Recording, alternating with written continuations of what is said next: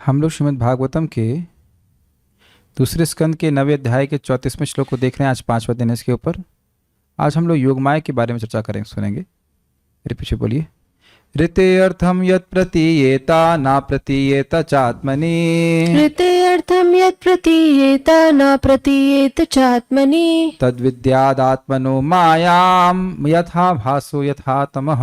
तद्विद्यादात्मनो मायां यथा भासो यथा तमः। ऋते अर्थम यत् प्रतीयेत न प्रतीयेत चात्मनि। ऋते अर्थम यत् प्रतीयेत न प्रतीयेत चात्मनि। तद्विद्यादात्मनो मायां यथा भासो यथा तमः। तद्विद्यादात्मनो मायां यथा भासो यथा तमः। ऋते अर्थम यत् प्रतीयेत न प्रतीयेत चात्मनि। ऋते अर्थम यत् प्रतीयेत न प्रतीयेत चात्मनि। तद्विद्यादात्मनो मायां यथा भासो यथा तमः। तद्विद्यादात्मनो मायां यथा भासो यथा तमः। ऋते अर्थम यत् प्रतीयेत न प्रतीयेत चात्मनि। ऋते अर्थम यत् प्रतीयेत न प्रतीयेत चात्मनि। तद्विद्यादात्मनो मायां यथा भासो यथा तमः। तद्विद्यादात्मनो मायां यथा भासो यथा तमः। तो अब जो अर्थ होगा योगमाया के संबंध में, तो उसका क्या अर्थ होगा?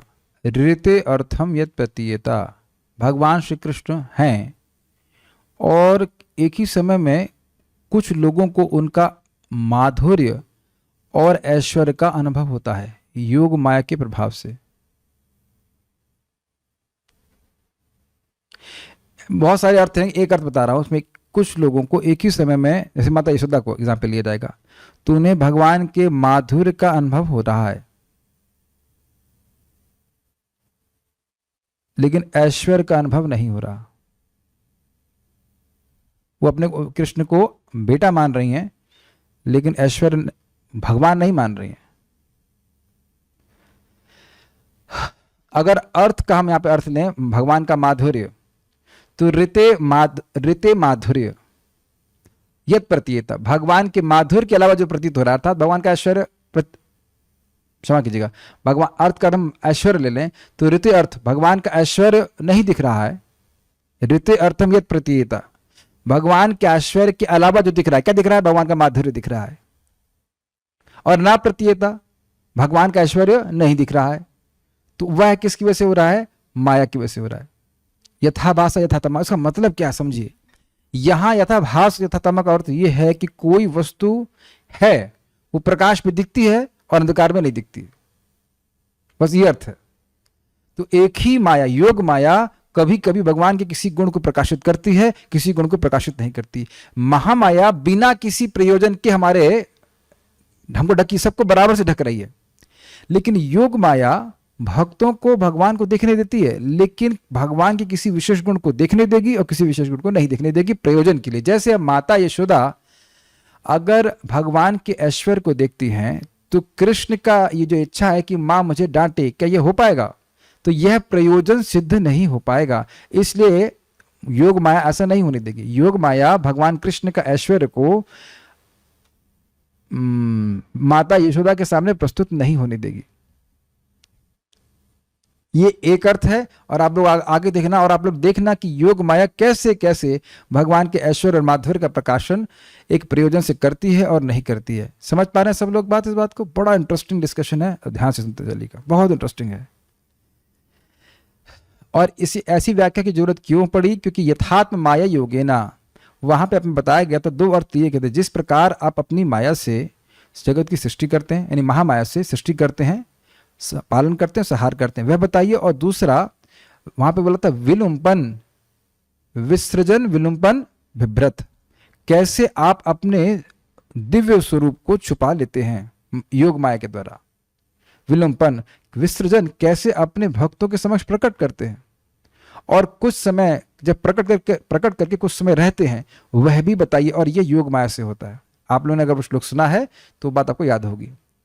तो ब्रह्मा जी का जो प्रश्न था वह केवल महामाया के संदर्भ में नहीं था, वो योग माया के संदर्भ में भी था। ठीक है, तो अब हम आगे बढ़ते हैं। यहां थे, श्लोक को निम्नलिखित शब्दों द्वारा सरलता से व्यक्त किया जा सकता था। थोड़ा सा श्लोक अलग तरह से कहे, सत्यमेव प्रतीतम स्यात् यतः असत्यम तथा यतः तद्विद्यात् आत्मनो मायाम यथा भासु यथा तमः। अर्थात जिस कारण सत्य की भांति असत्य की भी प्रतीति होती है उससे मेरी आभास रूपी और तमो रूपी माया समझो। इसका क्या मतलब है? Page number 48।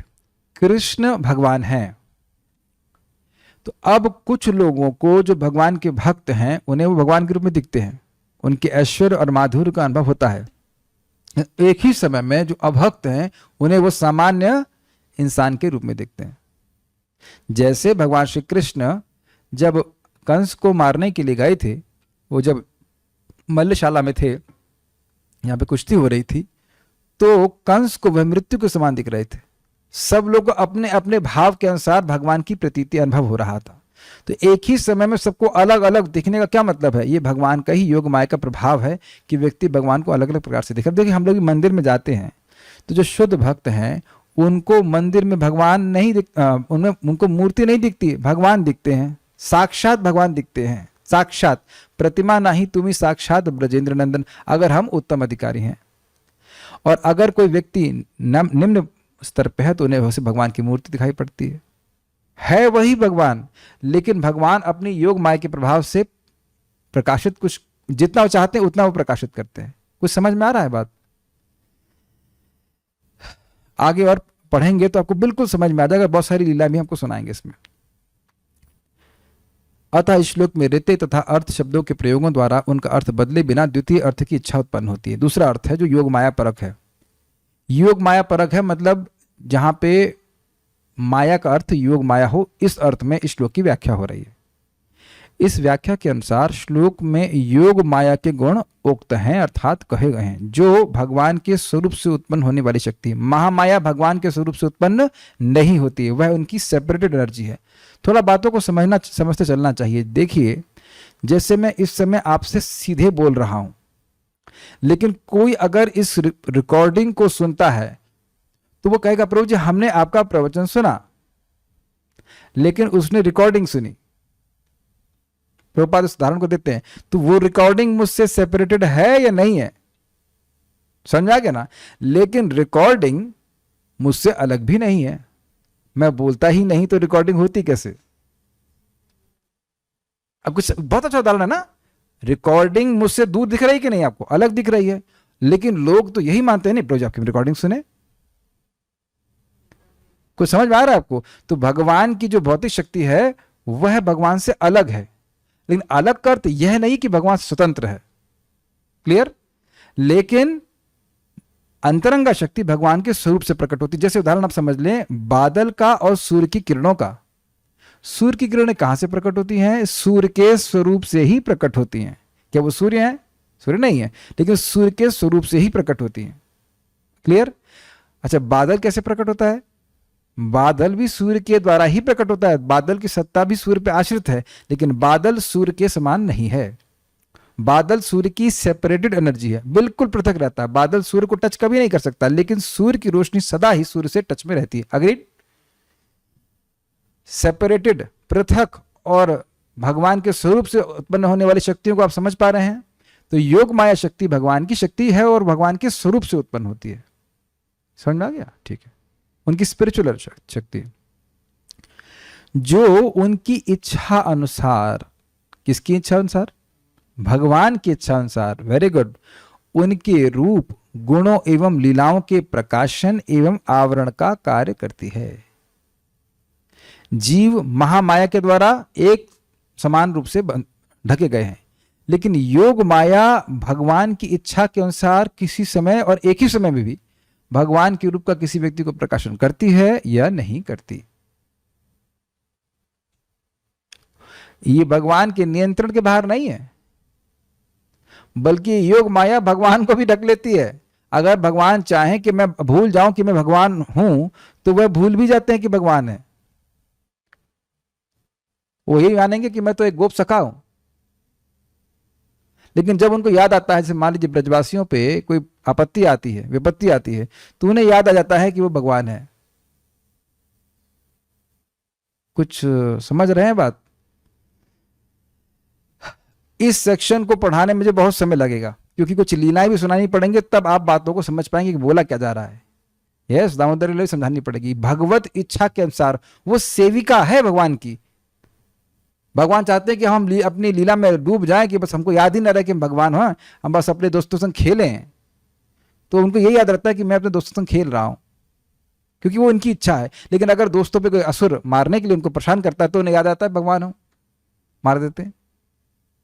कुछ रहस्य में लग रहा है आपको? ये ऐसी शक्ति है जो भगवान को भी कवर करती है, लेकिन किस लिए? उनको उनकी लीला का आस्वादन बढ़ाने के लिए। यहां जो महामाया है वह हमारे आनंद को ढकती है, लेकिन योग माया भगवान के आनंद को, भक्त के आनंद को बढ़ाने वाली है। बहुत स्पष्ट समझ में आ रहा है? ठीक है। और जो स्पष्ट रूप से उन व्यक्तियों पर भी कार्य करती है जिन्हें ब्रह्म का अनुभव है। क्यों? अंतर क्या हुआ? हमने यह सुना, ब्रह्मभूता प्रसन्नात्मा न शोचति न कांक्षति समः सर्वेषु भूतेषु मदभक्ति लभते पराम। तो जब ब्रह्मभूत अवस्था में पहुंच गया, वह राग द्वेष से निवृत्त हो गया। माया के द्वारा अविद्या से ग्रसित होता है जीव, अपने स्वरूप को भूल जाता है, अपने को देह मानता है और देह के आधार पर राग और द्वेष से प्रभावित रहता है। तो जब वह ब्रह्म का अनुभव करने लगता है तो माया के इस प्रभाव से मुक्त हो जाता है, विद्या से और विद्या दोनों से मुक्त हो जाता है। याद आ रहा है कुछ कुछ? जब व्यक्ति आत्म साक्षात्कार करता है, भगवान का नहीं, आत्म साक्षात्कार करता है, तो माया के प्रभाव से मुक्त हो जाता है। माया का यही प्रभाव है कि हम किसी को मित्र मान रहे हैं, किसी को शत्रु मान रहे हैं, वो उस भावना से मुक्त हो जाता है। मुक्त हो जाता है मतलब माया के प्रभाव से, माया के क्षेत्र से हमेशा के लिए बाहर हो गया। Is that okay? यहां कह रहे हैं, लेकिन अभी जब उसको भक्ति प्राप्त होती है तब वह योग माया के संरक्षण में रहता है। महामाया से छूट गया, लेकिन योग माया से नहीं छूटा। जैसे जो जेल से छूट गया, तो जेल से तो हमेशा के लिए छूट गया, लेकिन गवर्नमेंट के अध्यक्षता में है और हमेशा रहेगा। मेरे ख्याल से तो बहुत क्लियर हो गया। हम लोग या भक्त लोग, सामान्य लोग, हमें जेल में नहीं रहते हैं, तो जेल भी गवर्नमेंट का ही नियम है, लेकिन वहां के सुविधा, वहां का वातावरण बहुत अलग है बाहर की दुनिया से, जहां काफी लिबरेशन है। कुछ नहीं समझ पा रहे हैं? इस समय क्या हम लोग गवर्नमेंट की अध्यक्षता से बाहर हैं? नहीं है। तो जेल में रहना और जेल के बाहर रहने में बहुत भेद हो गया कि नहीं? तो ये कह रहे हैं, तो उसी प्रकार से जेल से बाहर निकल गया तो जेल के नियमों में नहीं है, लेकिन अब वह सरकार के नियम, मतलब डायरेक्ट सरकार के अंडर में है। कुछ क्लियर हो रहा है बातें? तो अब जो व्यक्ति ब्रह्मभूत अवस्था को प्राप्त हो गया, उस आत्मा का साक्षात्कार हो गया, वह अब माया के प्रभाव में नहीं है, लेकिन अब वो योग माया के प्रभाव में है। ठीक है? जो भगवान का भी दर्शन कर रहे होते हैं वह भी योग माया के प्रभाव में होते हैं, बल्कि योग माया के प्रभाव से उनको भगवान का अनुभव होता है। ठीक है? आत्मनि अर्थात मुझ परमात्मा को ऋते अर्थात जानना अथवा अनुभव करना। यहां ऋते का अर्थ ज्ञान के रूप में ले रहे हैं। कैसे? हमको नहीं पता, इतनी संस्कृत मैं नहीं जानता, मैं बिल्कुल भी नहीं जानता। जो टीका हमें आपको हम सामने रखते रहे, बस आप अर्थ समझ लें। ठीक है? संस्कृत में मत जाइए, जो लिखा है स्वीकार कीजिए। ऋते का अर्थ मार्ग अथवा ज्ञान हो सकता है, अतः यह प्रत्यक्ष अनुभूति को इंगित करता है। यत तत् शब्द से मेल खाता है और उसका अर्थ है यतः। ये सब हमको समझ में नहीं आया, बस इतनी बात समझ में आ रही है कि योग माया के प्रभाव से भगवान दिखते हैं और नहीं दिखते। अब अतः यहां से पकड़िए। अतः अर्थ इस प्रकार है, योग माया द्वारा उक्त यानी कही गई मेरी अंतरंगा शक्ति को समझो। यतः अर्थात इस योग माया द्वारा एक निश्चित उद्देश्य के लिए उपयोगी अर्थम अर्थात आध्यात्मिक अथवा भौतिक वस्तुएं प्रतीयेता अर्थात उस व्यक्ति के बीच में अर्थात नहीं आएगा, उस व्यक्ति के समक्ष प्रकट होती हैं जिसने प्रत्यक्ष परमात्मा का अनुभव किया है। अर्थात जो भगवान को देख भी रहा है उसके सामने भी भगवान योग माया के कारण अपने आध्यात्मिक स्वरूप को प्रकाशित करते हैं और नहीं भी करते। जैसे शिशुपाल भगवान के स्वरूप को भौतिक अनुभव कर रहा था, युधिष्ठिर महाराज आध्यात्मिक अनुभव कर रहे थे एक ही समय में। कौन सा यज्ञ था वो? राजसूय यज्ञ में। कुछ समझ रहे हैं? कृष्ण भगवान हैं और जो पांडव हैं, जो भक्त हैं, वह भगवान के प्रेम को, भगवान को प्रेम से देख रहे हैं। तो उस प्रेम के कारण योग माया भगवान के ऐश्वर्य माधुर्य को प्रकाशित कर रही है भक्तों को, लेकिन शिशुपाल को नहीं प्रकाशित कर रहा है। शिशुपाल को तो ये एकदम एक समान इंसान लग रहा है, तभी तो उनसे युद्ध करने के लिए उनको गाली देने का प्रयास कर रहा है। अरे छोड़िए सब बात, ये तो आप बिल्कुल छोड़िए मत, मतलब दूसरा एग्जाम्पल दे रहा हूं। जो लोग भगवान के प्रेमी हैं, भगवान के भक्त हैं, वो हरे कृष्णा करते हैं और उनको दिव्य आनंद की अनुभूति होती है। लेकिन जो भौतिकतावादी व्यक्ति हैं, वही सोच रहे हैं कि ये उनका दिमाग खराब हो गया है कि एक ही शब्द को बार बार बोल रहे हैं। अब तो समझ में आ रहा है आप लोगों को? भगवान का अनुभव तो जो होगा सो होगा, लेकिन आपको नाम का अनुभव तो कुछ है ना। आप ही लोगों के लोग जो रिश्तेदार हैं, जो भौतिकतावादी हैं, उनको योग माया ढकी हुई है, वो नाम के प्रभाव को नहीं प्रस्तुत करती है। लेकिन जो व्यक्ति निरपराधिक रूप से नाम कर रहा होता है, तो उसको नाम का सुख मिलता है, वो बाहर वाले व्यक्ति के लिए नहीं। एक ही समय में आप, वो व्यक्ति बोल रहा है हरे कृष्णा और सामने वाले कुछ अनुभव ही नहीं होता है, कहते हैं दिमाग खराब कर रहे हो, फालतू में टाइम खराब कर रहे हो। तो भगवान का नाम भगवान से भिन्न है, वो अपनी शक्ति से अपने प्रभाव को रोकते हैं या प्रस्तुत कर देते हैं। क्लियर है सबको? ठीक है। इसी बात को भगवान भगवत गीता में कहते हैं, ना अहम, अहम मतलब मैं, ना हम प्रकाश सर्वस्य। बिल्कुल क्लियर हो रहा है, मैं सबको प्रकाशित नहीं करता। क्यों? क्या नेक्स्ट है? योग माया समावृता, योग माया से सम्यक रूप से अपने को ढका रहता हो। कैसे एग्जाम्पल है? और इसका आगे क्या बोलते हैं? मूढ़ो अयम ना भी जानाति, जो मूढ़ हैं वो यह नहीं जानते हैं क्या? लोको माम अजम अव्ययम, मैं ही अज हूं, मैं अव्यय हूं, सभी का सर्वेश्वर हूं। उनको लगता है तो समान इंसान है। अरे ये क्या महाराज बता रहे थे, अरे ये यादवों का लड़का, अरे वो राजा या क्षत्रिय, तुम क्षत्रिय के लड़के की पूजा करते हो। इस प्रकार से जैसे रावण भी भगवान राम को ही मान रहा था कि ये तो मनुष्य हैं, ये क्या मुझे मारेगा। Is that okay? इसीलिए भगवान पहले बोल चुके हैं कि मेरे रूप गुण और कर्म को तुम मेरे अनुग्रह से समझोगे। जब भगवान प्रसन्न होंगे तो अपनी योग माया के विस्तार के द्वारा अपने गुणों को हमारे हृदय में प्रकाशित करेंगे। यह सिद्धांत है। तो हम लोग भक्ति इसलिए कर रहे हैं ताकि भगवान हमसे प्रसन्न हो। प्रसन्न होकर के क्या कहेंगे? सबसे अच्छी वस्तु देंगे। जब व्यक्ति प्रसन्न होता है तो अपनी गोपनीय, अपनी अच्छी वस्तु दूसरे को देता है। तो क्या देंगे? भगवान का जैसा परिमाण है। यावान अहम यथा भावो यद रूप गुण कर्म कहा तथैव तत्व विज्ञानम अस्तुते मद अनुग्रहात। ये भगवान का अनुग्रह ही योग माया के द्वारा होता है।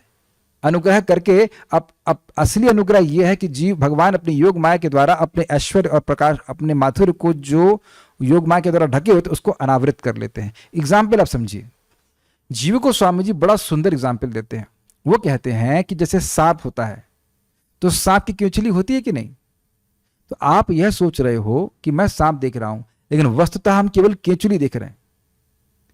तो उस प्रकार से भगवान अपने आप को एक योग माया के आवरण से ढके रहते हैं। और जब भगवान के भक्त भक्ति करते हैं तो भगवान उस योग माया के आवरण को हटा देते हैं। इस कारण से भगवान के भक्तों को भगवान के माधुर्य और ऐश्वर्य का अनुभव होता है। देखिए प्रैक्टिकल आप देखिए ना, दुर्योधन के सामने भगवान श्री कृष्ण गए संधिदूत बन करके, ठीक? दुर्योधन को विश्वरूप भी दिखाए भगवान, लेकिन फिर भी वह माना नहीं। वो कह रहा है ये माया दिखा रहा है। ये है अभक्तों की स्थिति। दुर्योधन को भगवान बोले मैत्री कर लो, नहीं माना। तो फिर वह कहा चलो भोजन करो। कहते आप पांडवों से दुश्मनी रखते हो, हम आपके भोजन नहीं करेंगे। तो वह कृष्ण को बांधने चला, भगवान को बांधने चला। तो भगवान कहा हमको बांधोगे? तो भगवान ने विश्वरूप दिखाया, तब भी वह नहीं माना कि भगवान है। ये स्थिति, जिसकी तरफ भगवान हो उसकी उस पक्ष से भी आप युद्ध करेंगे। अब तो और क्या बताओ, क्लियर करूं। जिस पार्टी में भगवान है साक्षात, उनसे ही कोई लड़ाई करेगा? Can he have any hopes to win the war? क्या वो सोच सकता है कि जिस तरफ भगवान हो हम वहां युद्ध कर सकते हैं, जीत सकते हैं? नहीं जीत सकते। तो ये योग माया के द्वारा पूरी पार्टी ही ढकी हुई थी।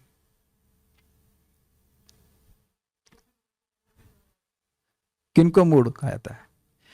जो, अच्छा ये बड़ा अच्छा प्रश्न है। कह रहे हैं ढका तो भगवान ने है, तो जो लोग नहीं समझ पा रहे उन्हें मूर्ख क्यों कह रहे हैं? क्योंकि वो गधे इतने गधे हैं कि गीता में भगवान बोलेंगे तब भी नहीं मानेंगे गधे। हम लोग भी तो गधे ही थे, हम लोग भगवान को नहीं जान रहे थे, लेकिन जब भगवान के बारे में सुना तो स्वीकार कर रहे हैं। We are evolving, evolution of species. गधे से कम इंसान बन रहे हैं, है ना। लेकिन कुछ गधे ऐसे हैं कि गीता भागवत सुनने के बाद भी वे स्वीकार नहीं करेंगे। ये तो आपने कुछ लोगों को प्रचार करके देखा है ना, कि है ना इस जगत में ऐसे गधे, बल्कि ऐसी प्रचुरता अधिक है।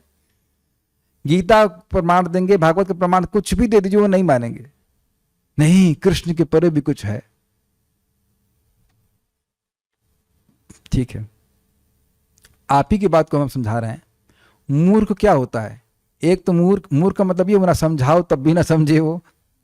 तो भगवान सारी व्यवस्था देंगे, गीता के लिए उपदेश भी दिए जाएंगे, तब भी नहीं समझेंगे। यूट्यूब पे में कभी कभी कमेंट्स आ जाते हैं इस प्रकार के, वो एक ब्रह्मोदितियो नास्ति, ये वो फलान क्या क्या वो बातें, वो निराकार। कितना भी प्रवचन सुन लें, कृष्ण के बारे में नहीं सुनेंगे। जैसे एक हमने पिछली बार गीता पढ़ाई थी, तो उसमें था कि सर्वधर्मान परित्यज्य मामेकम शरणम व्रज। तो भगवान कह रहे हैं सारी धर्मों को छोड़ के मेरी शरण में आओ। व्रज मतलब जाना। तो कहते हैं नहीं, व्रज मतलब जाना नहीं, व्रज मतलब आना। वो ये नहीं समझ रहा है कि श्लोक का मतलब ये है कि भगवान श्री कृष्ण कह रहे हैं मेरी शरण में आओ, इसी में फंसे हुए हैं कि जाना कि आना। अरे तुमको जो भक्त है वो इस बात को सुन करके भगवान की भजन करेगा, वो इस जाना और आना ही फंसे हुए हैं कि किसके पास जाना है, किसको आना है। This how people are foolish, और पूरा जीवन व्यर्थ कर देंगे। इसीलिए भगवान मूर्ख कह रहे हैं। आप किसी को पढ़ाए नहीं, ऐसा कभी पढ़ाए हो तो डांटे नहीं, अरे यार तुम मूर्ख हो क्या, इतनी बात भी समझ में तुमको नहीं आती। यही भगवान कह रहे हैं। गीता में बोल रहा हूं ना कि मत्तः परतरम नान्यत्, मुझसे परे कुछ भी नहीं है। फिर गधे बोलेंगे नहीं, इससे परे भी कुछ है, इसीलिए गधे हैं, मूर्ख हैं।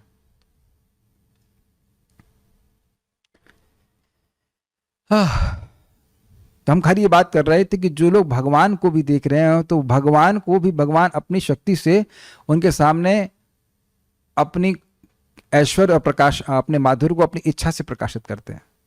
तो ये योग माया के द्वारा होता है। महामाया के द्वारा हमें भगवान दिखते ही नहीं, ये अंतर समझ रहे हैं। योग माया के प्रभाव से भगवान दिखने के बाद भी कितना दिखते हैं ये उनकी इच्छा पर निर्भर करता है। अब तो स्पष्ट समझ में आ रहा है। सामने भी हो भगवान, तब भी वह योग माया के आवरण से अपने को ढके रहते हैं, नहीं समझ पाते हैं। जैसे लोग सुन कर चुके हों भीष्म स्तुति प्रथम स्कंद में, तो भीष्मदेव कह रहे हैं कि इन भगवान के आशय को कोई समझ नहीं सकता है। तो मान लो युधिष्ठिर महाराज कहें अच्छा तो इन्हीं से पूछ लें कि भाई आशय क्या है। युधिष्ठिर भीष्म पितामह कह रहे हैं कि भाई तुम लोग भगवान के भक्त हो, युधिष्ठिर महाराज धर्मपुत्र हैं, भीम इतने बलशाली हैं, अर्जुन महान धनुर्धारी हैं, फिर भी आप लोग अच्युत भगवान श्री कृष्ण की शरण में है, ब्राह्मणों की शरण में, फिर भी आपके जीवन में दुख है। तो ये पता नहीं, हमें तो समझ में नहीं आ रहा कैसे हो रहा है ये सब। तो लगता है ये सब काल ने किया है, तो ऐसा सोचेगा कि काल कृष्ण से श्रेष्ठ है। नहीं, तो कृष्ण की इच्छा ही सब कुछ हो रहा है। तो मान लो युधिष्ठिर महाराज पूछे भगवान को, या भीष्म पितामह से कहें अरे ये भगवान तो यही बैठे हैं, इन्हीं से पूछ लेते हैं कि क्यों आ रहा है। तो भीष्म पितामह कहते हैं, तो मतलब आचार्य लोग इस प्रकार समझाते हैं कि नहीं, आप इनसे पूछोगे ना कि ये क्यों हो रहा है, तो क्या बोलेंगे मैं इतना बुद्धिमान हूं कि बताऊं। वहां छुपा ले जाएंगे कि मैं भगवान हूं। आप लोग प्रथम स्कंद सुने हैं तो इस बात को आप समझ रहे हैं। भगवान एकदम ऐसे कार्य करते हैं। बहुत सारे उदाहरण आएंगे, जो उदाहरण यहां पे है पहले उसकी व्याख्या करूंगा, फिर और उदाहरण आपको आएंगे मेरे मन में, तो मैं समझाऊंगा। ठीक है। तो भगवान की उपस्थिति होने के बाद भी भगवान के किसी गुण का प्रकाशन करना या नहीं करना, प्रकाशन, आभास या ढक लेना, तमह, ये योग माया का कार्य। अब समझ में आया? ठीक है। इसी योग माया द्वारा वह वस्तुएं अब यह कहां पड़ गए थे, हाँ, तथा इसी योग माया द्वारा यह वस्तुएं अब या किसी अन्य समय में उस व्यक्ति के लिए जिसे परमात्मा अनुभव प्राप्त है गोचर नहीं होती, अर्थात आवृत रहती हैं। जिसने भगवान को देखा है वह उसके सामने भी भगवान अगोचर हो जाते हैं, उसके विरह को बढ़ाने के लिए। जैसे गोपियों को यह अनुभव हुआ कि कृष्ण चले गए, जबकि कृष्ण भाव रूप में सदा ही ब्रज में निवास करते हैं, ब्रज के बाहर नहीं जाते।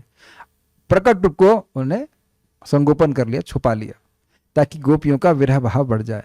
समझ में आ गया क्या उद्देश्य था? गोपियों का विरह बढ़ जाए, विरह से उनको और अधिक प्रेम की अनुभूति हो, तो इसलिए भगवान ने अपने स्वरूप को छिपा लिया। नहीं तो भगवान धाम, मतलब वृंदावन धाम से बाहर नहीं जाते। इस समय भी भगवान वृंदावन में हैं, पूरी लीलाएं चल रही, सब कुछ हो रहा है। जहां हम यहाँ बैठे हैं, यहां भी लीला चल रही है। हम लोग को दिख रही है, हम लोग को नहीं दिख रही है। भगवान के जो प्रेमी है उनको दिख सकती है। अब तो क्लियर समझ में आ रहा है? ठीक है। व्यक्ति को यह समझना चाहिए कि भौतिक माया बिना किसी आध्यात्मिक प्रयोजन के वस्तुओं को आवृत कर देती है। अच्छा है, मैं बात को ठीक से समझाया नहीं था। बिना किसी प्रयोजन के जीवों को ढक रही, ऐसा नहीं है। प्रयोजन ये है कि वह भोग कर सके, क्योंकि वो भोग करना चाहते हैं, लेकिन ये आध्यात्मिक प्रयोजन नहीं है। आई मेड मतलब मैं क्लैरिटी से नहीं बोला था। माया बिना किसी प्रयोजन को नहीं ढक रही है। प्रयोजन यह है कि जो जीव भोग करना चाहते हैं वह अपने को देह माने, तभी वह भोग कर पाएंगे, लेकिन ये आध्यात्मिक प्रयोजन नहीं है।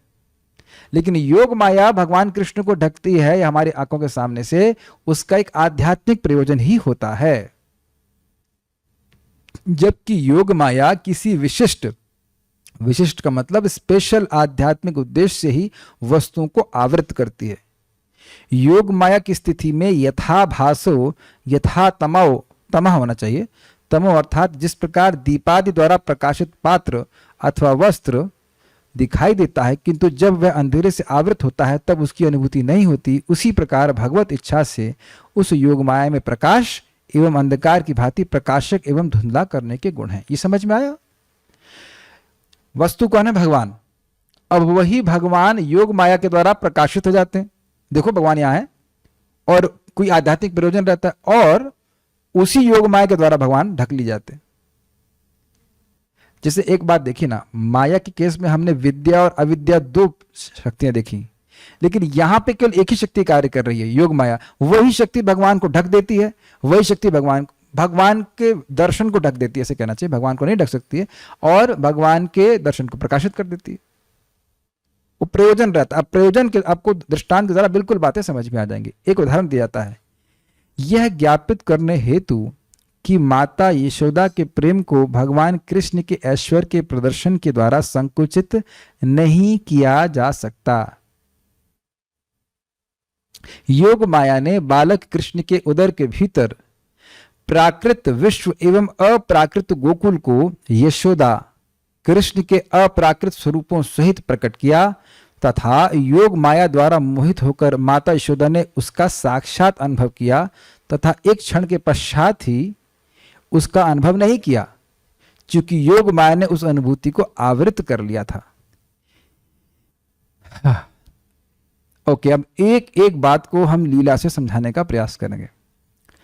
एक बार भगवान श्री कृष्ण मिट्टी खाए, ये कम से कम ये हल्ला हुआ कि मिट्टी कृष्ण ने खाई, तेरे लाला ने मिट्टी खाई, यशोदा सुनवाई, ऐसे करके एक लीला है, बाल लीला। तो भगवान कृष्ण को ये जो क्या कह सकते हैं, कंप्लेन, हिंदी में क्या कहेंगे इसको, शिकायत उनके ही मित्रों ने करी, खेल रहे थे, तो उसमें बलराम जी भी थे। हाँ, तो अब माता यशोदा गई तो अब कृष्ण को बोली, और कृष्ण जो है जल्दी जल्दी मिट्टी को घोलने लगे कि माता ने देखा कि मिट्टी खाई है तो डांट पड़ेगी। हम लोग भी घर से आ रहे थे तो सामने माता जी रहती है, उनका बच्चे की यही सेम कंप्लेन, भाई ब्रज है ना, ये मिट्टी खाता है, हम तो ये जब इनके बाप भी खाते हैं, मतलब भगवान परम पिता भी मिट्टी खा रहे हैं, तो बच्चा खाए तो कौन से आश्चर्य की बात है। आप समझ में आ रहा ना, बच्चों को मिट्टी क्यों पसंद आती है, कि भगवान को पसंद आती है। ठीक है भाई, ये क्या हो रहा है, तो भगवान को पसंद आती है, तो अब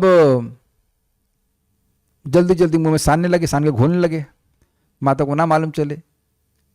तो वहां पे लिखा हुआ, तुमने माता यशोदा ने पूछा कि तुमने मिट्टी खाई है क्या, तो उन्होंने कहा नाहम भक्षितवान अम्ब सर्वे मिथ्याभिशंसिनः, हे अम्ब मैंने मिट्टी नहीं खाई है।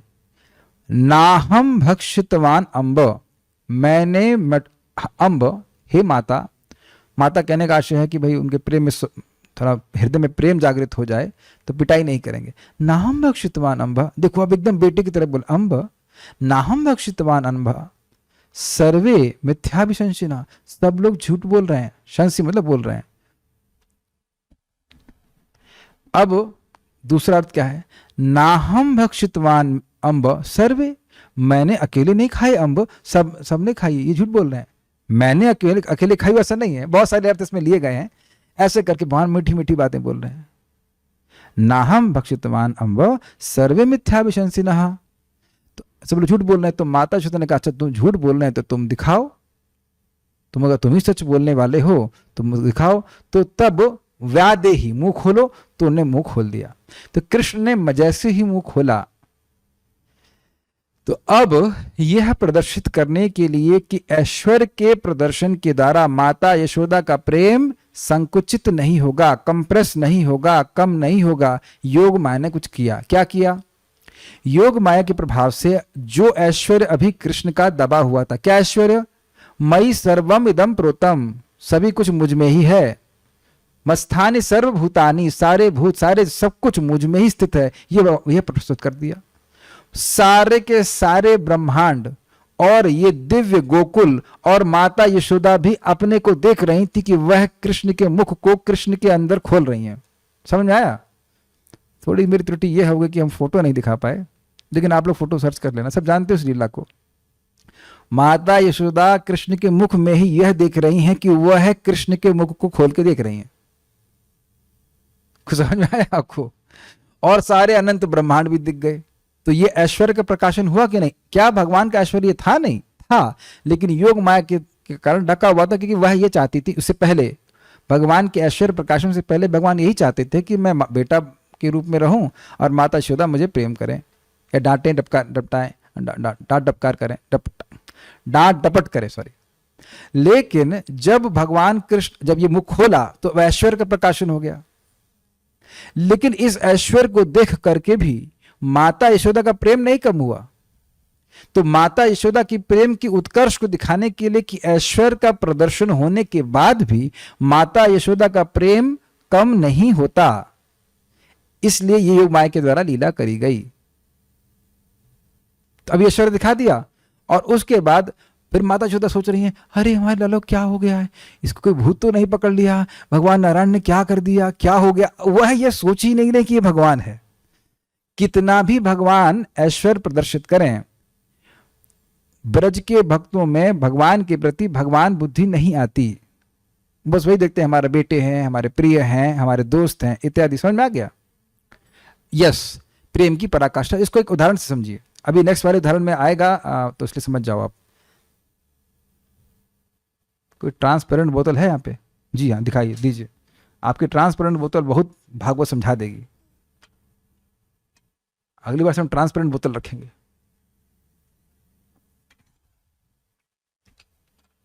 ये उदाहरण बड़ा जबरदस्त है। देखिए, अब ये मान लीजिए कि इसमें घी रखा है। इतना तो इमेजिन कर सकते हैं, रखा पानी है, लेकिन मानिए कि इसमें घी रखा हुआ है। तो अब अगर ये जाड़े का समय होता तो ये घी पूरा जमा रहता, ठीक? और इसके पेंदे में अगर सोने का सिक्का होता तो क्या आपको वो दिखाई पड़ता कि नहीं पड़ता? नहीं पड़ता, क्योंकि घी जमा हुआ है। लेकिन जरा सी भी हीट आएगी तो यह घी पिघल जाएगा और आपको सोने का सिक्का दिखने लग जाएगा ना। तो उसी प्रकार से द्वारका के जो पार्षद हैं, जिसका वर्णन अभी आएगा, जैसे अर्जुन इत्यादि, तो जब इनके सामने भगवान के ऐश्वर्य रूपी हीट आती है तो इनका प्रेम पिघल जाता है। और समझ रहे हैं, और भगवान का ऐश्वर्य सोने से जिसके उपमा दिया वह दिखने लगता है। लेकिन जो ब्रज के पार्षद हैं वो भगवान चाहे कितना भी ऐश्वर्य दिखाएं वह पिघलता नहीं है। आचार्यों ने कितना सुंदर एग्जाम्पल दिया है। समझ रहे हैं सब लोग इस बात को? कितना भी भगवान तड़क भड़क करें, जैसे ये बड़ा अच्छा है, भगवान श्री कृष्ण को दामोदर लीला में माता यशोदा ने बांध दिया था। तो वहां बलराम जी आए।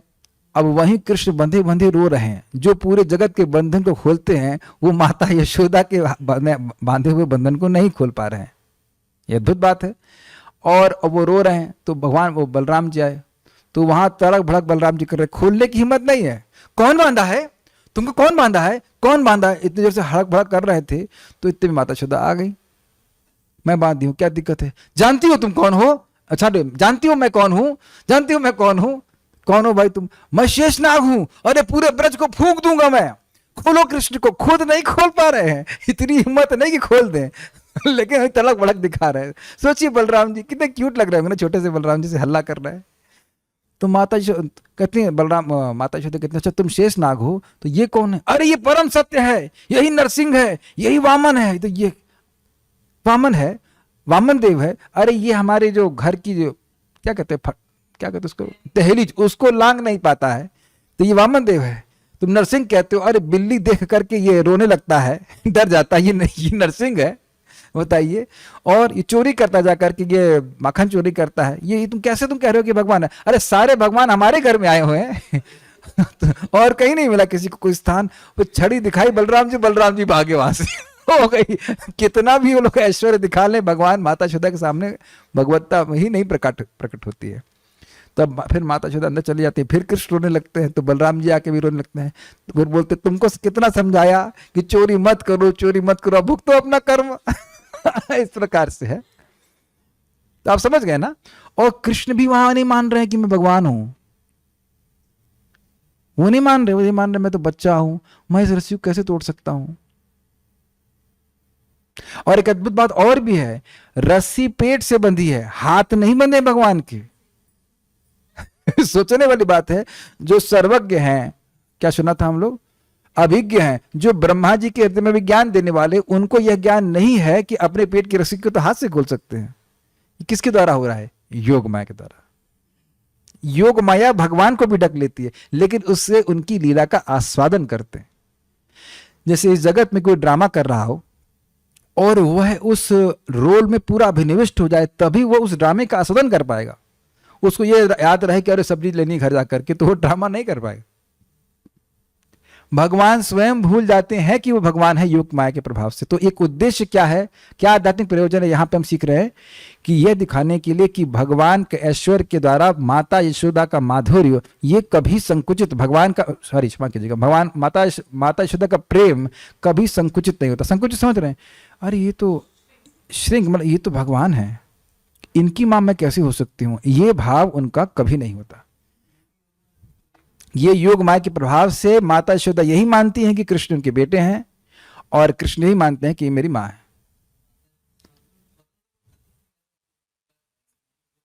योग माया के प्रभाव से दोनों का ही इस प्रकार से माता यशोदा का इतना प्रेम है, ये दिखाने के लिए योग माया से कर रही है। देखिए ना, स्पष्ट रूप से लिखा हुआ है। तो ये बात आपको समझ में आई? अच्छा, क्या यहां पे कृष्ण दिखे नहीं? क्या कृष्ण माता यशोदा को नहीं दिखे? दिखे, ऐश्वर्य भी दिख गया, लेकिन उनका जो कृष्ण का माधुर्य है वह भूली नहीं, उनका प्रेम नहीं दबा। तो योग माया ने एक विशेष प्रयोजन से सिद्ध किया माता यशोदा के प्रेम के उत्कर्ष को, कि कितना अधिक प्रेम है कि वह भगवान के ऐश्वर्य के प्रदर्शन के बाद भी संकुचित नहीं होता। जबकि माता देवकी का भी प्रेम है भगवान के प्रति और माँ का ही प्रेम है, लेकिन जब भगवान चतुर्भुज रूप में आते हैं तो वह उनकी प्रार्थना करने लगती हैं। क्या माता यशोदा ने कभी कृष्ण से प्रार्थना करी? ना। चीजें क्लियर हो रही कि नहीं? ठीक है, कोई प्रश्न यहां तक है?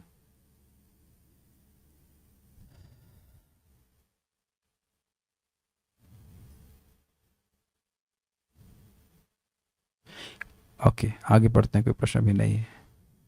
हाँ, दोनों माताओं के प्रेम में अंतर है क्या, देवकी और यशोदा? अभी आपको मालूम चल जाएगा, नेक्स्ट पैराग्राफ देखते हैं। अंतर यह है कि जो द्वारका के पार्षद हैं, जैसे कि देवकी और वसुदेव, ये जब भगवान अपना ऐश्वर्य प्रस्तुत करते हैं तब इनका प्रेम संकुचित हो जाता है। जैसे कंस को भगवान ने मारा और उस समय वसुदेव जी वहां पे थे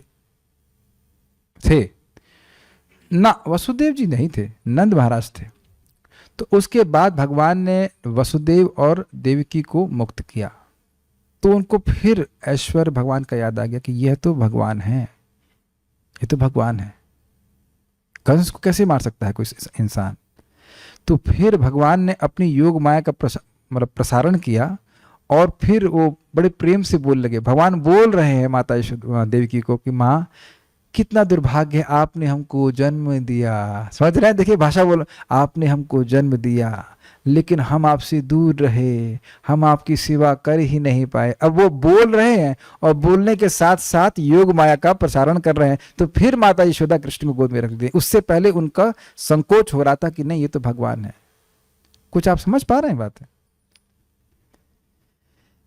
जब भगवान देवकी और वसुदेव जी के सामने प्रकट हुए तो चतुर्भुज रूप में हुए, साक्षात भगवान के रूप में हुए, तो उनको कैसे कंस मार सकता है?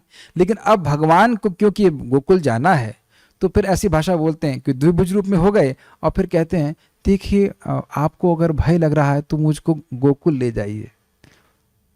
तो अब वसुदेव जी भगवान श्री कृष्ण को टोकरी में उठा करके लेके जा रहे हैं। तो भगवान को सब करने की जरूरत है क्या? लेकिन वात्सल्य को बढ़ाने के लिए भगवान ऐसा कर रहे हैं। ओके, अब दूसरा, यह ज्ञापित करने हेतु कि ऐश्वर्य की अनुभूति द्वारा प्रेम किस प्रकार संकुचित होता है, अर्जुन को योग माया के द्वारा प्रकाशित किए जाने पर विराट रूप एवं परमात्मा के स्वरूप का अनुभव हुआ, किंतु योग माया के आवरण के कारण उन्हें भगवान कृष्ण के स्वरूप का अनुभव नहीं हुआ। प्रतीयता न प्रतीयता, एक ही समय में जो अभी भी विद्यमान था तथा समय के अंतर से उन्हें योग माया द्वारा आवृत विराट रूप अथवा परमात्मा का अनुभव नहीं हुआ, बल्कि द्विभुज कृष्ण रूप का अनुभव हुआ। यहां एक समय में भगवान का एक ही रूप प्रकाशित हुआ जबकि अन्य स्वरूप आवृत थे। क्या मतलब है? जब अर्जुन ने भगवान श्री कृष्ण को कहा कि आप अपना विश्व रूप दिखाइए, अर्जुन ने पढ़ा था 11वें अध्याय में पढ़ते हो, तो भगवान ने अपना विश्व रूप दिखाया। तो वह विश्व रूप को देख रहा था, भगवान को नहीं देख रहा था उस समय। फिर जब वो घबरा गए तो विश्व रूप को संगोपित किया, मतलब भगवान ने खींच लिया। तो अब उसके बाद चतुर्भुज रूप को देखा, मतलब परमात्मा स्वरूप। तभी द्विभुज रूप को नहीं देखा, जबकि द्विभुज रूप था वहां पे। समझ आ रहे हैं? उसके बाद भगवान द्विभुज रूप में हो गए। अब गीता अध्याय पढ़ते हैं 11वां, तो उसमें स्पष्ट समझ आ जाएगा। तो जब द्विभुज रूप भगवान का देख रहा, तो क्या भगवान का परमात्मा स्वरूप और विराट रूप नहीं था? क्या उत्तर है? था, लेकिन अब उसको नहीं देख रहे। वेरी गुड, समझ आ गया। योग माया के द्वारा एक ही समय में भगवान के एक रूप को देख रहे हैं, दूसरे रूप को नहीं देख रहे। तो ऐसा प्रयोजन था, इसलिए योग माया ने ऐसा कहा। एक ही समय में भगवान के एक रूप को देख पा रहे हैं लेकिन दूसरे रूप को नहीं देख पा रहे हैं। देखिए, जैसे ब्रह्मा जी, अभी वो एग्जाम्पल बाकी दिखाएंगे, यहां एग्जाम्पल आप जानते हो। ब्रह्मा जी को नहीं, वो हम आगे बताएंगे, अभी फिर ट्रैक से छूट जाएंगे। अभी ये टीका उसको पढ़ाऊंगा, बाकी एग्जाम्पल तो योग माया के अनंत हैं। अब अलग अलग पूरा कृष्णा बुक योग माया के एग्जाम्पल से भरा पड़ा है। यहां तक सबको समझ में आ गया कैसे योग माया का एक प्रयोजन था कि भाई अगर विराट रूप को कृष्ण देख रहे हैं, अर्जुन देख रहे हैं, तो फिर परमात्मा को नहीं देखेंगे। तो परमात्मा को देख रहे हैं तो द्विभुज को नहीं देखेंगे। तो एक द्विभुज रूप को जब देख रहे हैं तो अन्य को देखने की जरूरत नहीं है। ठीक है? ओके, इंटरेस्टिंग है ना? नेक्स्ट,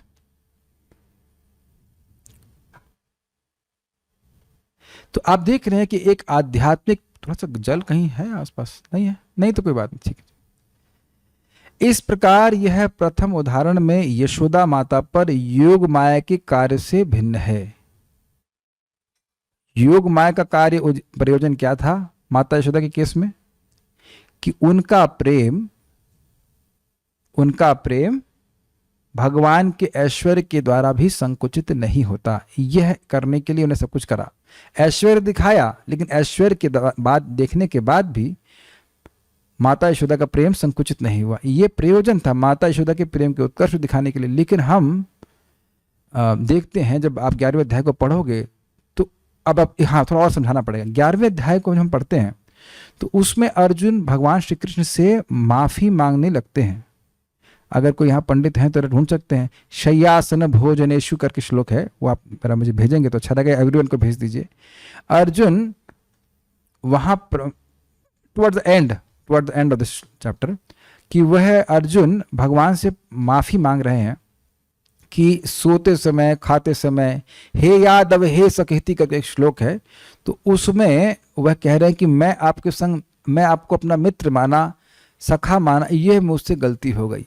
तो मैंने उदाहरण दिया ना आपको कि द्वारका के पार्षदों को जब भगवान अपना ऐश्वर्य दिखाते हैं तो उनका प्रेम संकुचित हो जाता है। उनका प्रेम बढ़ा हुआ था, वह कृष्ण के सखा हैं और शाश्वत रूप से सखा हैं। तो अब सखा के संग वो सोते भी हैं, तो अब दो लोग सो रहे हैं तो किसी का टांग किसी को टांग पे चढ़ जाए, समझ रहे हैं, छू जाए तो कोई बड़ी बात नहीं है।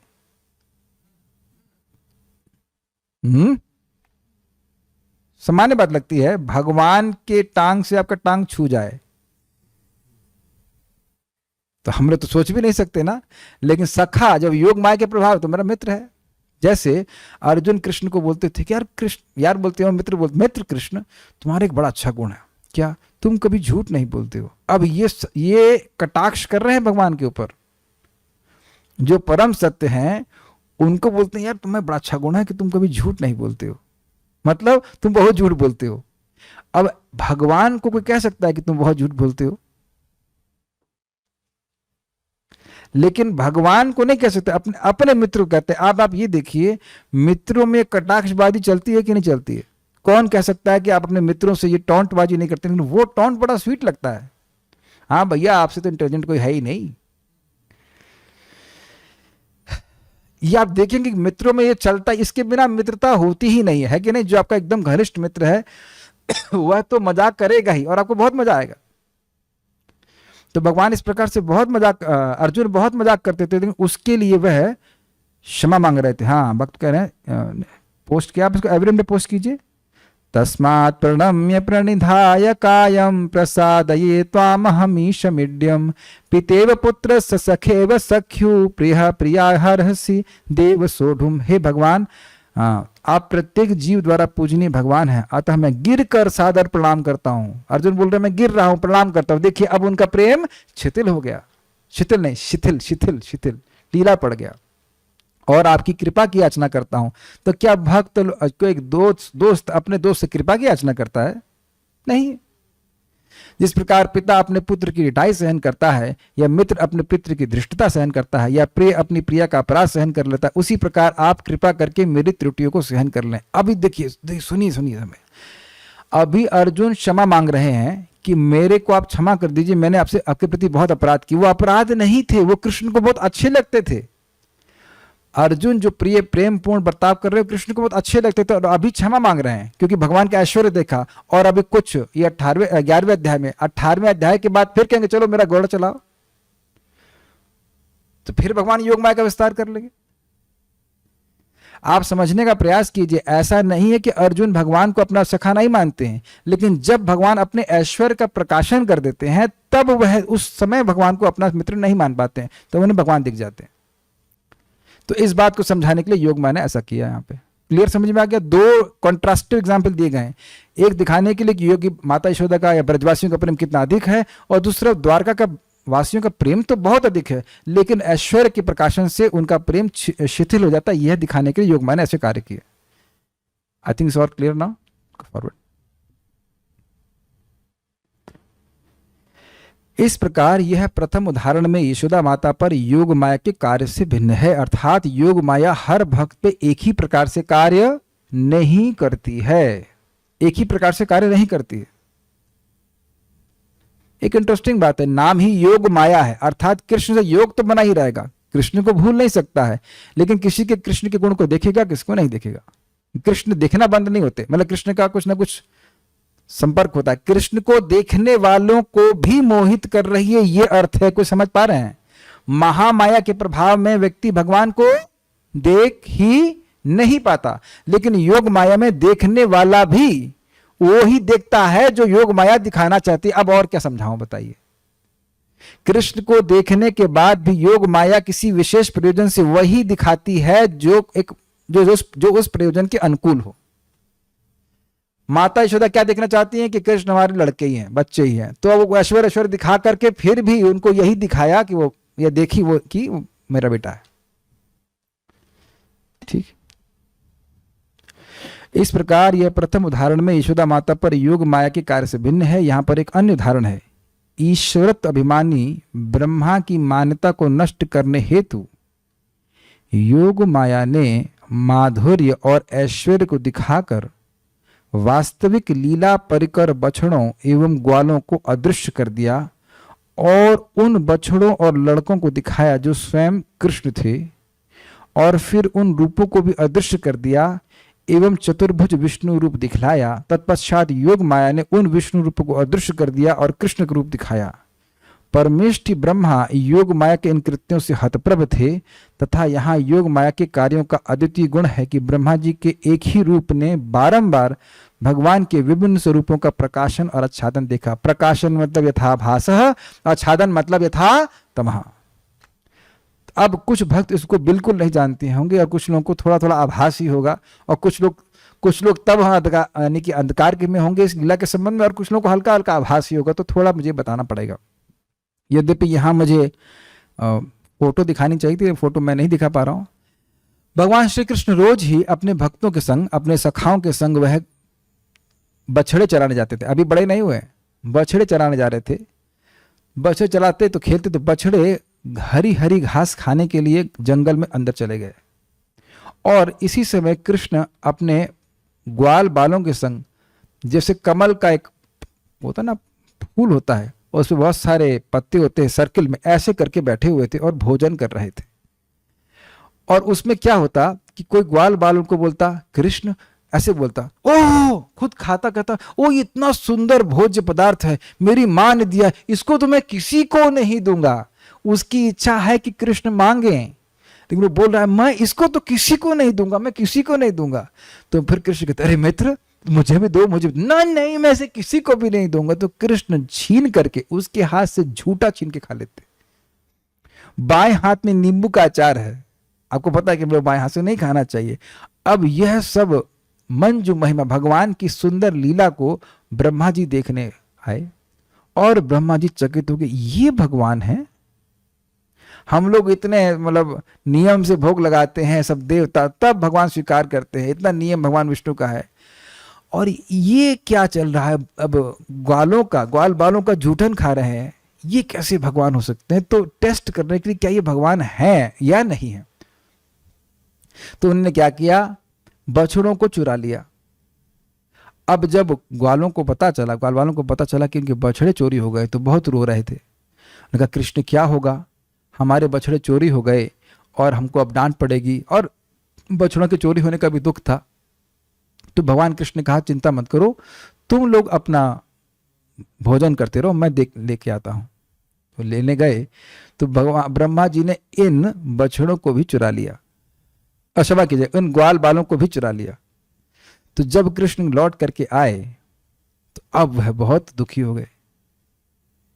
दुखी हो गए का मतलब प्रस्तुत कर रहे हैं कि दुखी हो गए, एकदम ऐसी लीला कर रहे हैं, अरे अरे मेरे मित्र कहाँ गए, मेरे ग्वाल बाल कहाँ गए, मेरे बछड़े कहाँ गए।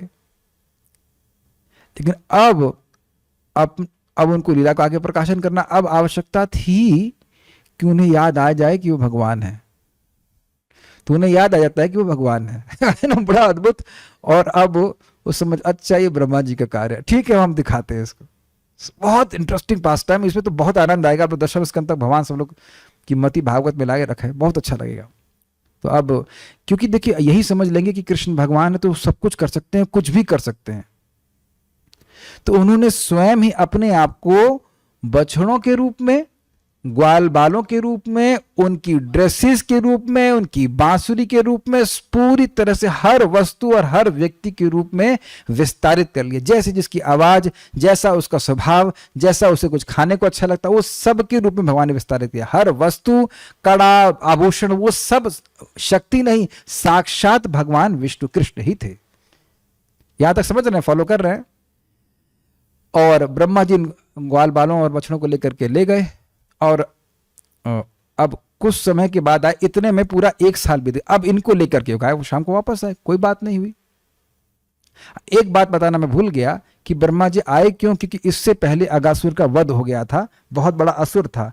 तो जब यह हल्ला हुआ कि अगासुर का वध हो गया है, तो ब्रह्मा जी, अगासुर मर गया, कौन मारा, ये देखने के नीचे आए, तब वो ये दृश्य को देखे थे। अगासुर को मारने के बाद भगवान पिकनिक कर रहे थे, खा रहे थे, लंच कर रहे थे अपना। तो ये घटना बताना भूल गया था मैं। तो वापस सीन में आते हैं, भगवान अब अपने अपने को ही हाँ कर रहे हैं।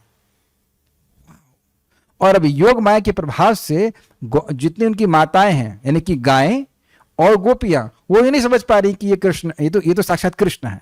देख रहे हैं योग माया कैसे ढकी हुई है, क्योंकि प्रयोजन है। अब अच्छा, इसका क्या प्रयोजन है, अब ये लीला का क्या प्रयोजन है? क्योंकि जो माताएं थी वो जब कृष्ण को देखती तो वह सोचती कि काश ये मेरा भी बेटा होता, इसको हम भी स्तनपान कराते। और गायों की ऐसी इच्छा होती थी, तो इस इच्छा को पूर्ण करने के लिए भी ये योग माया ने लीला करी, इसीलिए ब्रह्मा जी को भी मोहित किया।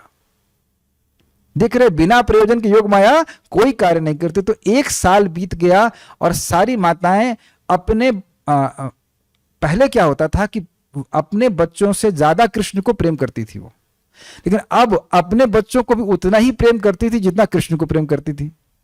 और एक और बात, बलराम जी को नहीं मालूम चला इस लीला में बलराम जी नहीं थे कि उस दिन उनका बर्थडे था। तो उनको जो है घर में मतलब खिलाने पिलाने के लिए, पूजा आदि के लिए रोक लिया गया था। तो बलराम जी को भी योग माया ने डका रखा और 1 साल तक वह नहीं समझ पाए कि जितने भी बछड़े हैं वह सब कौन है, भगवान कृष्ण। देख रहे, बहुत अद्भुत पास्ट टाइम है, बड़ा ब्रिलियंट पास्ट टाइम। अब जब अच्छा 1 साल बीत गया और इधर ब्रह्मा जी का एक क्षण बीता, ब्रह्मा जी का एक क्षण यहाँ पे 1 साल होता है।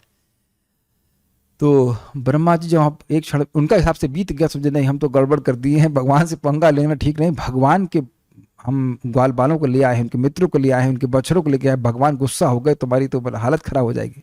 तो जब लौट के आते तो इतने में 1 साल बीत जाता, फिर वही सीन, और वो देख रहे हैं कि भगवान अपने ग्वाल बालों के संग हैं और मित्रों के संग हैं। अब उनका दिमाग खराब हो गया। वो जाकर अंदर जाके देखे, जिनको सुला के आए थे, मतलब योग निद्रा में डाल दिए थे, उनके ग्वाल बालों को, मित्रों को, तो ये कौन है? फिर इधर आके देखते तो ये तो एग्जैक्ट वही है। फिर वहां जाके देखते, फिर यहाँ जाके देखते हैं, फिर बैडमिंटन गेम होता है ना ऐसे। तो उनको तो यह समझ नहीं आया कि असली कौन है और नकली कौन है। समझ में आया बात? तब इस प्रकार से उनका दिमाग घूमने लगा, 4 दिमाग हैं उनके, वो भी ब्रह्मा वाले, चारों दिमाग घूमने लगे। तब भगवान ने प्रकाशित किया कि वह जितने भी ग्वाल बाल हैं, जितने भी मुरलियां हैं, जितने सब कुछ, वो स्वयं विष्णु हैं, वो विष्णु स्वरूप में प्रकट होते हैं। I will see if I can show you the image here, may be you can show their. ये देखिए, दिख गए, समझ में आ गया अब कैसे भगवान श्री कृष्ण ने यहाँ पे प्रस्तुत किया कि भगवान श्री कृष्ण सारे विष्णु स्वरूप के रूप में। ये बिल्कुल अब इस पिक्चर से क्लियर हो गया है। कृष्ण दिख रहे हैं, कृष्ण पहले दिख रहे थे ग्वाल बालों के रूप में दिख रहे हैं, देख रहे हैं इमेजेस, और उसके बाद हर ग्वाल बाल विष्णु स्वरूप में परिवर्तित हो गया। परिवर्तित मतलब वो विष्णु स्वरूप ही थे, उसके बाद फिर ग्वाल बाल के रूप में हो गए और फिर कृष्ण दिख गए। तो एक ही समय में ब्रह्मा जी ने अलग अलग भगवान के स्वरूपों को देखा था। आपने देखा इस लीला में अलग अलग प्रयोजनों से योग माया ने अलग अलग कार्य किया। ये पिक्चर से एकदम क्लियर हो गया। Is it all okay with all everyone there? Yes. तो आप देख रहे हैं कि योग माया ऐसे भगवान के स्वरूप को प्रकट करती है या अप्रकट करती है। अब हम आगे की लीलाओं को कल सुनेंगे। आज जितना आपको पढ़ा, अब अगली वाली लीला दामोदर लीला आएगी, उसको तो हम, अच्छा है आ ही जाएगी क्योंकि अब दामोदर मंथ आने ही वाला है, तो कुछ उसका भी हम लोग टच कर लेंगे कैसे योग माया का प्रदर्शन। उसको हम इतनी जल्दी जल्दी में नहीं पढ़ाना चाहते, 10 मिनट में हो भी नहीं पाएगा, तो हम यहाँ रुकते हैं। उम्मीद है कि आप लोग को योग माया का कुछ फंक्शन अच्छे लगे होंगे। इस बात को एक और श्लोक में भगवान कहते हैं भगवद गीता में, महात्मानस्तु माम पार्थ देवीं प्रकृतिमाश्रितः भजन्त्यनन्य मनसो ज्ञात्वा भूतात्मव्ययम्। तो हम लोग को बिविल्डरमेंट से बिविल्डरमेंट में ही जाना है। We are right now bewildered by Maya, Maya के द्वारा मोहित है, हम लोग को योग माया के द्वारा मोहित होना है। अब आप यह बता दीजिए, चलिए अब आप यह बता दीजिए कि क्या भागवत की इस टीका को सुनने के बाद भी आप किसी देवता का भजन करेंगे? बल्कि आप यही कहेंगे, हाय मेरा जीवन अब तक कृष्ण के भजन के बिना क्यों व्यर्थ गया, कृष्ण कितने अद्भुत हैं, कृष्ण कितना प्रेम करते हैं, कितना प्रेम करते हैं। Is it not? और एक बात समझ लीजिए, जिंदगी शाश्वत समय में भी कृष्ण को हम कभी पूरा नहीं समझ पाएंगे, और अच्छा है, इंगेजमेंट है पूरा जिंदगी भर शाश्वत रूप से कृष्ण को समझते चलें, कृष्ण को समझते चलें। Is it not nice? जितना भगवान को जानेंगे और स्वीट और स्वीट और अद्भुत और अद्भुत और अद्भुत समझोगे। तो बहुत बहुत धन्यवाद, आप लोग आए, हम लोग भगवान की योग माया के बारे में कुछ चर्चा कर पाए और भगवान की लीलाओं का स्मरण कर सके। कुछ पूछना चाहते हैं? Yes please. प्रभु जी, जब ग्वाल बाल ब्रह्मा जी ले जाते हैं ग्वाल बालों को, तो भगवान अपने आप को दुखी प्रस्तुत करते हैं, तो वो भी योग माया के प्रभाव यस से। दिखाने के लिए ब्रह्मा जी होगी, ये तो ग्वाल बाल ही। अच्छा, मैं एक बात छोड़ दिया आपको बताना कि ब्रह्मा जी के पास ये क्षमता नहीं है कि भगवान के पार्षदों को टच कर सके।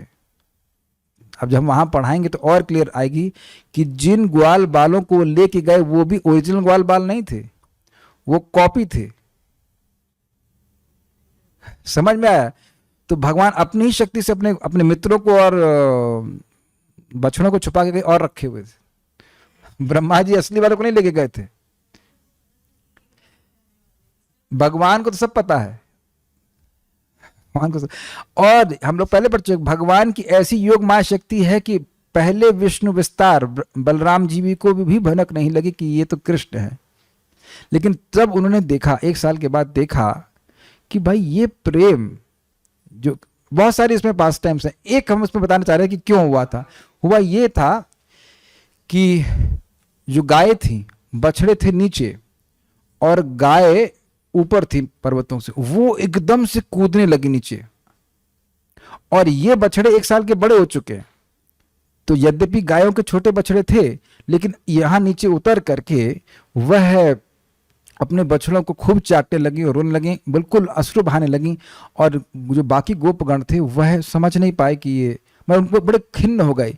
लेकिन जब वो नीचे आए, गायों से खिन्न होकर के अपने बच्चों को देखा, जो बच्चे कृष्ण थे, तो उनके मन में इतना प्रेम उमड़ गया कि उनको पकड़ लिया और अपना उनका सर सूंघने लगे और रोने लगे। तब बलराम जी को फिर अजीब सा लगा, ये क्या हो रहा है।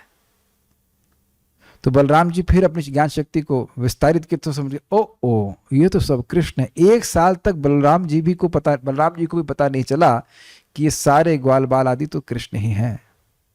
इतनी शक्तिशाली है भगवान की योग माया शक्ति, लेकिन भगवान के प्रेम को बढ़ाने का ही कार्य करती है। भगवान के मतलब ये ऐसा नहीं कि हमको भगवान से दूर ले जाए, ऐसा कभी नहीं करते। ठीक है, okay, so will stop here now. तो इस अगर लीला को आप और पढ़ना चाहते हैं तो कृष्णा बुक आप पढ़ सकते हैं सार में। बाकी आगे हम लोग जब 10th कैंटो में पढ़ेंगे तो उसको समझेंगे। एक शिक्षा हमको यहाँ बहुत बड़ी मिल रही है कि देखिए, हम लोग भगवान से ज़बरदस्ती नहीं कर सकते हैं। हमारा कर्तव्य है कि हम भगवान की भक्ति करें, भगवान हमसे प्रसन्न हो, और फिर वह अपनी प्रसन्नता के अनुसार इस योग माया के द्वार को खोलेंगे या नहीं खोलेंगे।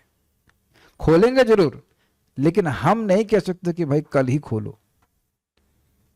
अपनी शक्ति से, अपनी इच्छा से भगवान क्या अनुमति करते हैं। ठीक है, अब रखते हैं, तो कल मिलते हैं।